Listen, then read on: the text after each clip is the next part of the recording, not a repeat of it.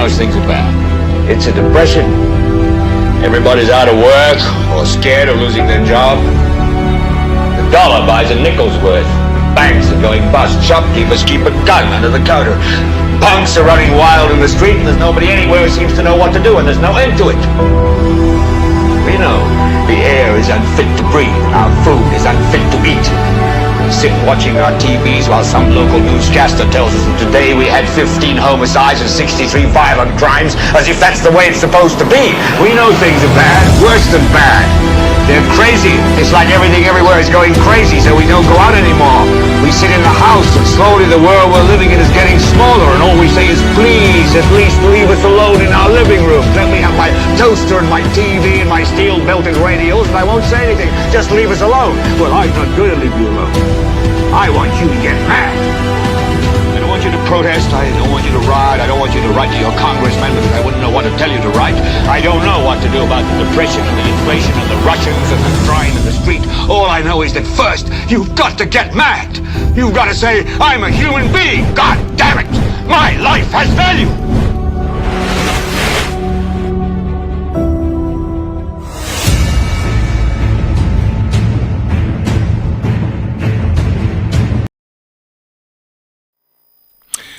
A country that definitely is in trouble.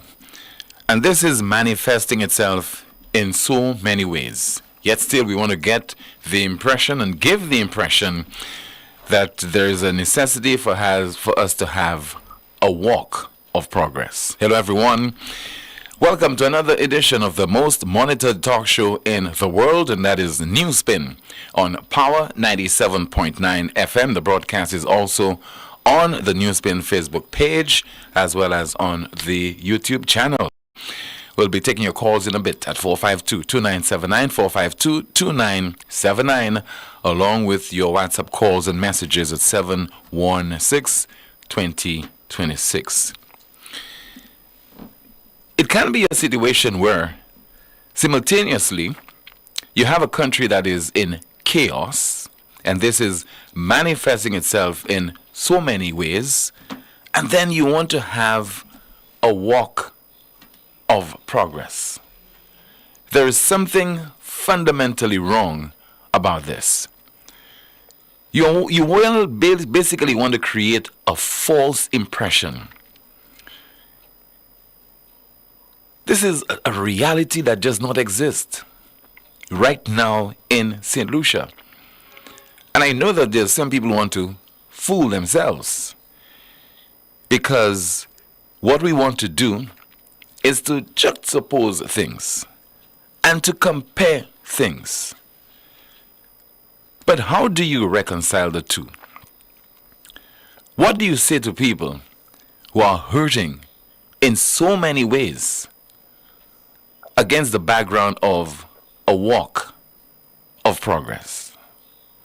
Are you going to say to those people who are hurting, particularly as far as the island's crime problem is concerned, that there isn't any need for you to mourn?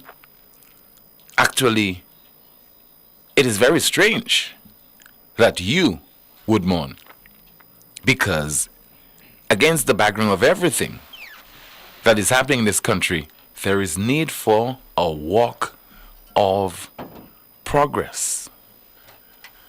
And you expect those people to believe that.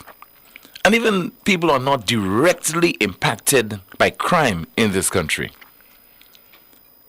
Most of us in St. Lucia do not feel safe. Against that background, you want us to lie to ourselves.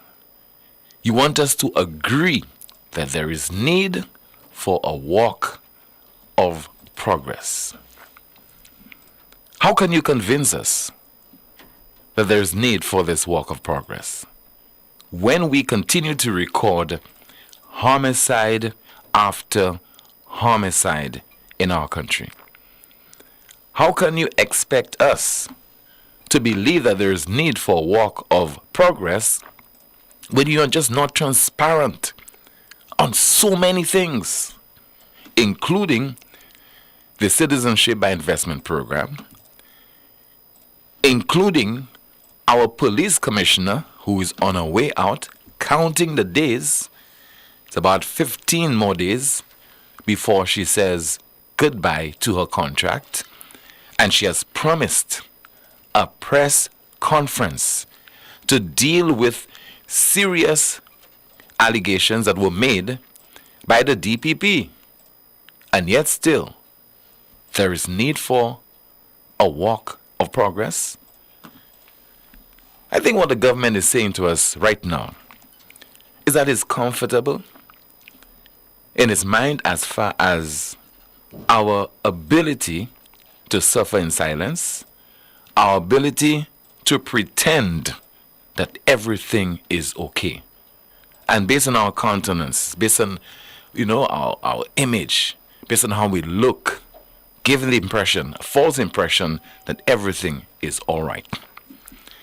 Let me dare say that this is a country that is in a chaotic state. And the evidence is there for all of us to be cognizant of, for all of us to realize. But unfortunately, some of us understand that there's need for immeasurable improvement in our lives, while others are pretending that everything is okay. The evidence that things are just not okay. The island has recorded another homicide. I think maybe some of us, we have lost count. So let's say it's about 52 or 53 homicides already so far for this year. And according to police, they responded to the scene of a shooting incident at about 8:20 last evening. And they found somebody there motionless at Montgouge in Choiseul. And he was pronounced dead at the scene.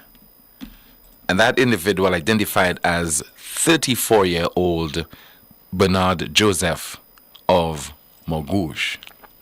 And we'd like to extend sympathies to the family, and in particular his brother Martinez Eugene, who is the owner of a radio and television operating in the south of the island.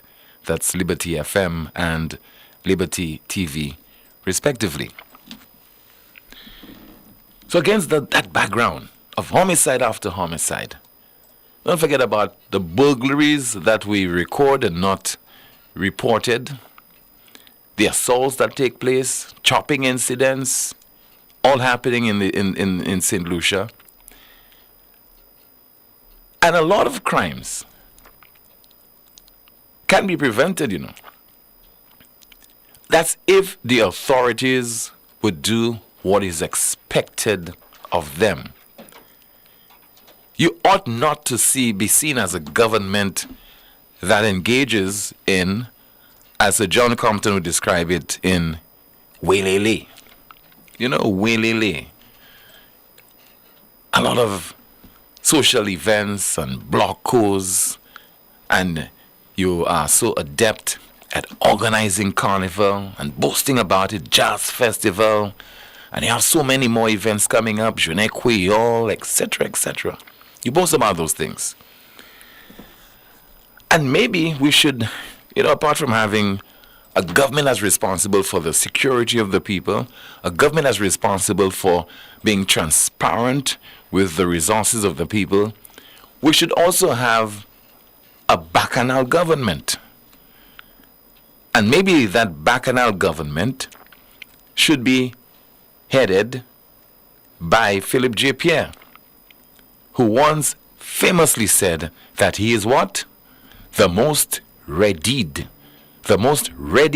individual to be Prime Minister of this country. So when people become Prime Minister of St. Lucia, I've been the most ready. So when people become Prime Minister of St. Lucia, I've been the most ready. So when people become Prime Minister of St. Lucia, I've been the most ready. Most readied. And the Prime Minister likes to say to my media colleagues and reporters and journalists, fact check me. So 3 years into your reign, Mr. Prime Minister, are you still of the impression that you were the most readied individual to be Prime Minister of this country? I remember asking him, most readied than Dr. Kenny Anthony was, than Sir John Compton, and he all answered in the affirmative. Alan Louisi, most readied individual. 3 years into your reign, Mr. Prime Minister, and we're fact checking you, it is a disaster because people do not feel safe. As far as healthcare is concerned, it is a mess. Don't talk about crime. And institutions like the St. Lucia Chamber of Commerce, Industry and Agriculture, they're being very kind to this administration as far as its handling of crime is concerned. Because if you had an organization that's similar to the chamber in Jamaica, I mean, Andrew Holness is under tremendous pressure there to seriously address the crime problem. And the pressure is coming from not mainly the People's National Party, but private sector interests, businesses that are being seriously impacted. You have a state of security in one part of the island, another state of security, etc. And in the case of St. Lucia, what is preventing our government from announcing a state of emergency is what? The fact that this is not wise politically for it to do. Because there will be a fallout, a major fallout politically for this administration.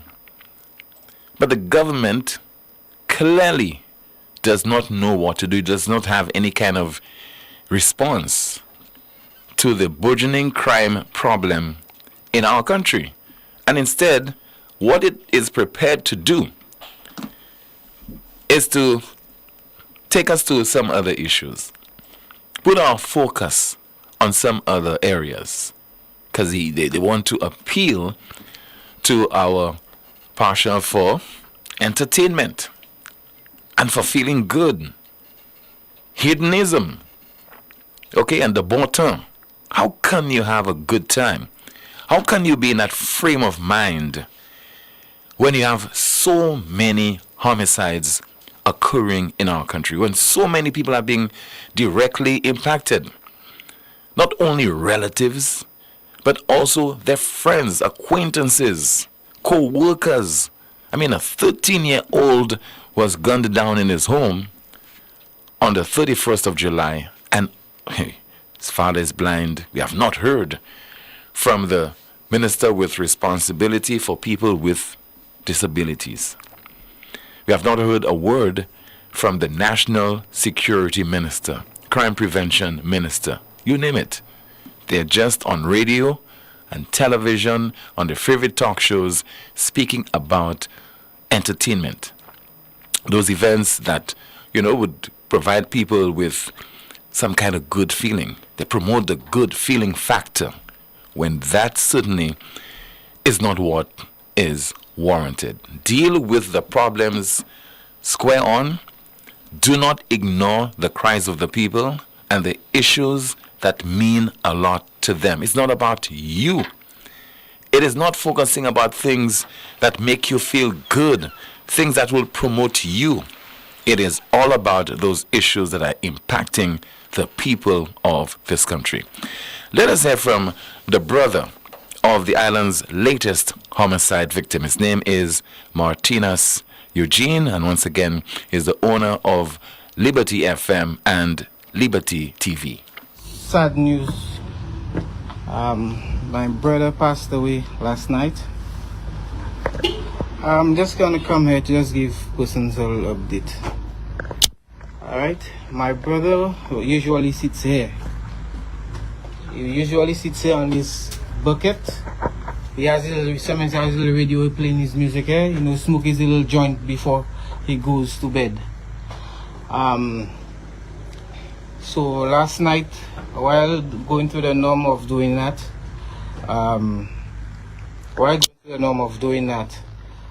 he heard a cry of desperation or from someone. Well, the person is Miss Agnes. They own Save Martins in Montrouge.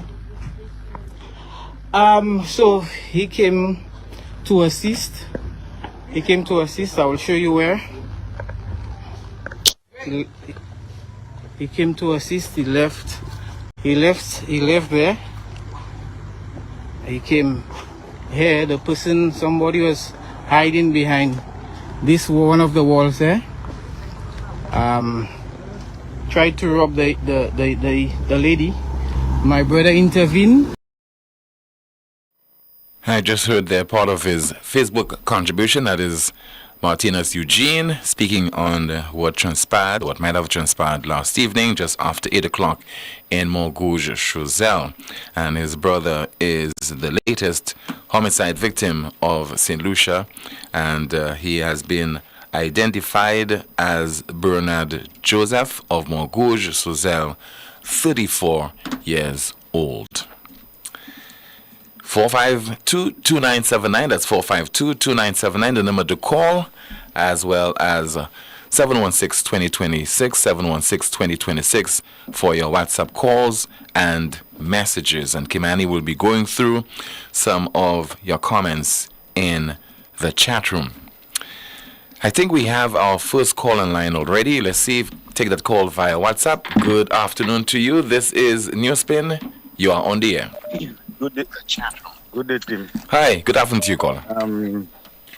So, anyway, I'd like to tell Kimani, good luck. I wish her all the best on the new venture. Thank you very much. Hope she can come back to have a productive contribution to society. Wish her all the best. Thank you. Tim, so this is what it has come to. Sooner or later, I will hear some opposition radio announcer calling you and threatening you for stands you may have taken on certain things concerning the political climate right now. Because it appears that you guys on the media now is losing your freedom. And which is sad. But this is something I think all media houses need to stand up and talk against that. Because it cannot be that some Labour Party operative will call you and threaten you. It cannot be. It should never be. So you have all of that crime taking place. You have all of those things happening, Tim. Like you always ask persons, is your life any better today than before? And you see, I will not understand why, but to me there is something fundamentally wrong in St. Lucia. Not just in St. Lucia, but in St. Lucians. To tell me that there is so much negativity, so much accusations, so many, and it's not just accusations, Tim, but you can see clearly, you understand what is happening, and so many people are quiet. And rather for them to now take a stand and change their position, they keep it quiet. You realize, Tim, when last you heard somebody call Newspin and all the noise they were making for the Labour Party? When last you heard that? That on social media, Team, when you go on Facebook now, the only places you've seen a few Labour Party people commenting is underneath the Labour posts, directly underneath them, and not even underneath the Government of St. Lucia page. You getting many of them commenting, supporting.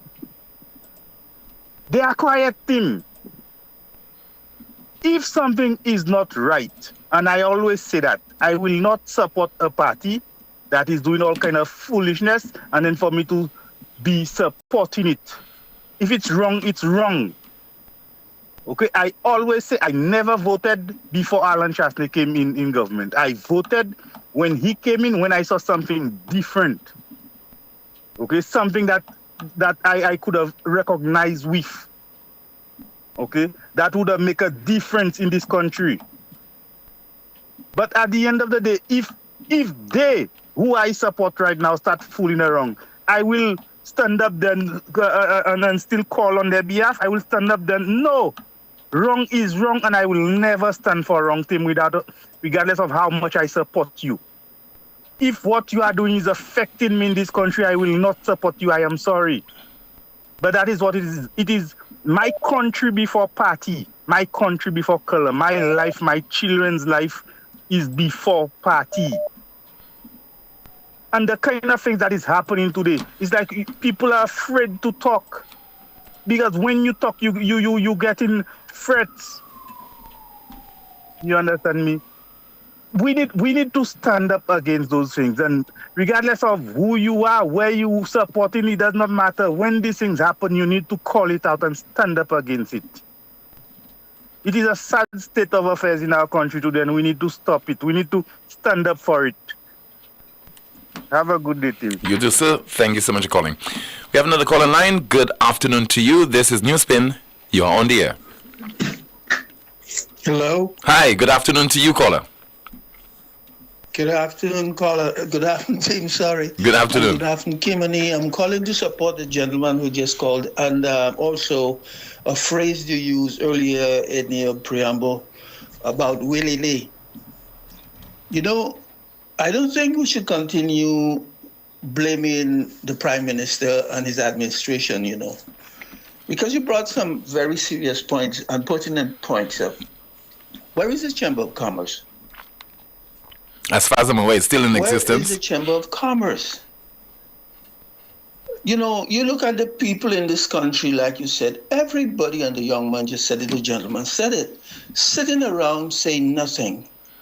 And if we do a history study, we would realize whenever there is a progressive government in this country, is when the people of St. Lucia come out and demonstrate and find everything's wrong and know what belongs to us and what is our patrimony and what is not our patrimony, who is white and who is black, right? But when it comes to serious stuff, why are we having so many people dying in this country like this? And like you said, you ask the question every day on your program, where are the authorities, the people in position, the people responsible for the different things that's taking place in this country that is serious and affecting everybody? And you never hear them out. But when it comes to Willie, everybody is talking. Everybody can promote Willie. They can defend Willie. If you or I or anybody comes and say, well, be critical about it, or they can stand up and defend it. It's good for the country. It's good for tourism. It's good for this. It's good for that. But people are dying, and everybody just sit down there quietly. And for the years of my experience in this country, having lived overseas for a very long time, I listen to Rick every day, and people would probably bash Rick, and if they know who I am, they'll bash me too. St. Lucians, the majority of our people, Tim, love to be wallowing in the mud. They do not want what we call progress, right? Development, not just of infrastructure and physical development, but development of the mind. We refuse, you know, to emancipate ourselves from mental slavery. We love it, but then we turn around and we talk about white people enslave us when we are enslaving ourselves and allowing people who should never be in government to be the ones administering our business, refuse to tell us where and how they spend our money, right? And tell us to shut our mouths, don't ask, kill it right now. They become our boss. This is why the constitution of this country has to change. This is not democracy. The 11 or 17 people should not be telling us what to do day after day, even when they're doing what is wrong. The people of this country are supposed to be the ones with the loudest voices to come out and denounce those things and stand up, okay, for law and order and peace in this country, so we could raise a next generation of young people who will take over when we leave. But we're not seeing it. Our young people are dying every day. Where are these people? Where is the Chamber of Commerce? You're saying it's not affecting the business. Are they telling us they're okay, it's not affecting them, so they have nothing to say? One of these days, these people will stand up, but it's when the shit hits the fan and all of the shit spill in their faces. Have a good day, Tim. You too. Thank you so much for calling. What the Chamber of Commerce must understand, those people who are dying are customers, are consumers. You have, in some way, shape or form, in some way, you have benefited from those people. Your businesses have benefited from those people. And looking at this from the perspective of St. Lucia as a whole, a lot of your consumers are being affected. There's a potential for a lot of your consumers to be killed, to be maimed, to be injured. And you are not speaking forcefully on this crime problem in St. Lucia. If there are a few burglaries affecting your businesses, then you issue a press release, you might issue an interview here or there, but things that are directly affecting the people of St. Lucia, you remain quiet as if those problems do not exist. And that is being very selfish. Good afternoon to you. Kimani, spending your last day with the Newspin family. What is happening in the chat room, ma'am? In the chat room, good afternoon, Tim. Someone says, St. Lucians love mediocrity. Another comment, the PM must respond to this behavior by party hacks and voters. This is unacceptable. Someone else says, NGOs are selective in what they say and when, and it's at a detriment to the people. This government came into office just to go on vacation. Someone else in the chat says, my condolences to the family and friends. I know the shopkeeper plus the young man. I will speak against the, especially if it's who I am supporting. Agreed, caller. Another comment, access to guns has only exposed what has always existed in the heart of our people, darkness. I really thought Ernest Hilaire would have come out with the proper documentation with audits on CIP, but all what I heard was, Alan do this, Alan do that. And what hurt me the most is the ignorance of those hacks in the room. We are finished. What's a message? I was driving listening to your program, and when you played the clip hearing PJP saying that he is the most readied Prime Minister, bro, you need to play that again, because this is just unbelievable. That is why the Prime Minister will never see how he is the worst Prime Minister ever. So they judge success by the crowd at jazz, carnival, etc. Wow, what a disappointment.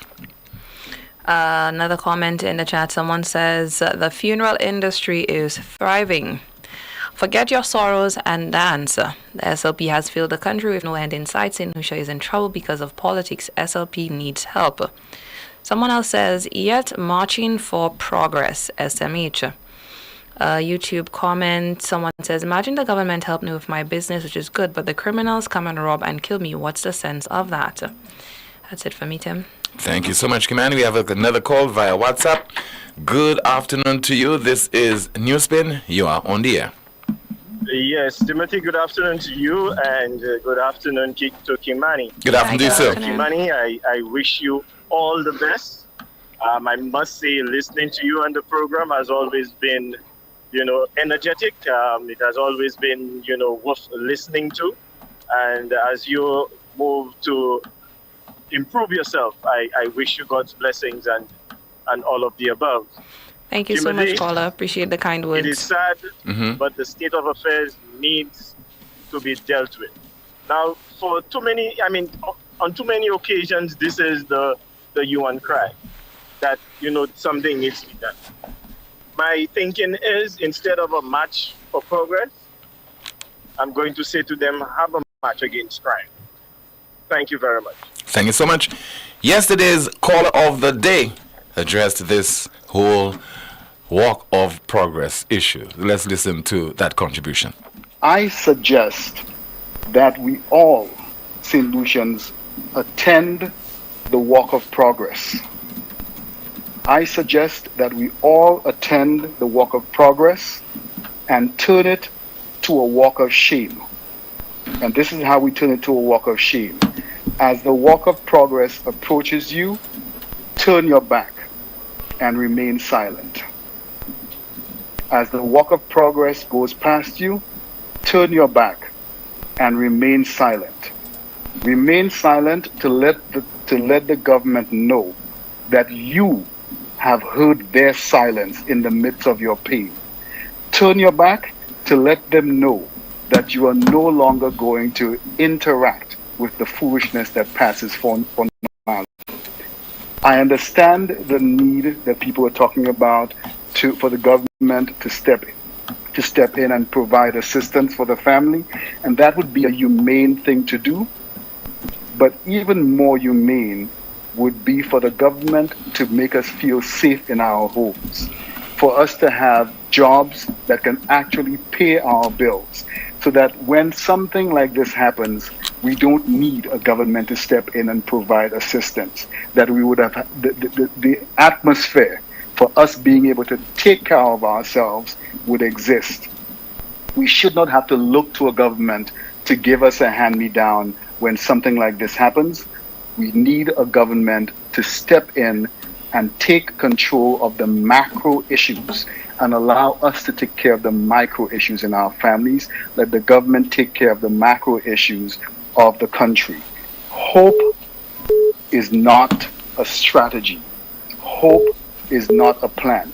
Hoping that if we vote in the next few years that a change in government will lead to something different, that is not a strategy. That is not a plan. What happens beyond the change of government? Yesterday's Newspin caller of the day. Still to come on the broadcast, Mr. Richard Pitterkin says there needs to be more transparency on the part of the government as far, and you'll be hearing from him momentarily. This is the most monitored talk show in the world.